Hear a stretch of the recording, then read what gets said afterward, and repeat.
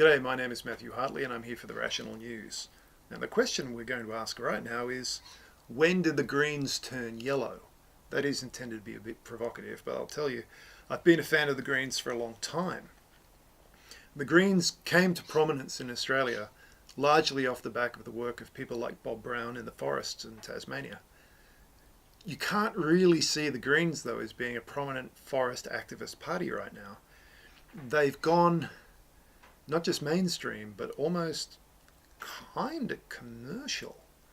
There are complaints within the Greens that communist elements are gaining a lot of influence, and I'm not surprised it's happening because other elements in the Greens have just quite dropped the bundle.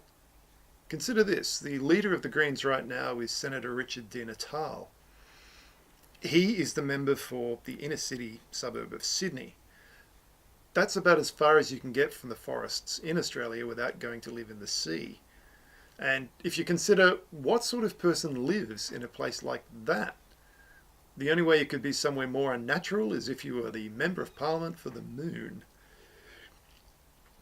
One could be forgiven for thinking that a guy like Richard Di Natale is going to be quite involved with the Sydney property market, and so are his supporters and electors.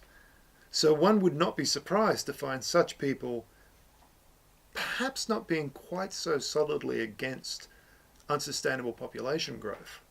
Now, in the area where I live and the Rational News is being produced at the moment, in Byron Shire, we've had Green mayors for quite some time, and the message has been very much softened. There's quite a lot of activity that is, well, we frankly came out and say it's illegal, which is tolerated by the Greens in the name of supporting business, supporting illegal business. How can this be with a party that was supposed to be about social justice and certainly against corruption in Parliament? I don't want to bash the Greens, and none of us at the Rational News do. The country needs good alternative politics, but that's exactly what it needs. Good alternative politics. And what we're getting from the Greens now, sadly, is not that.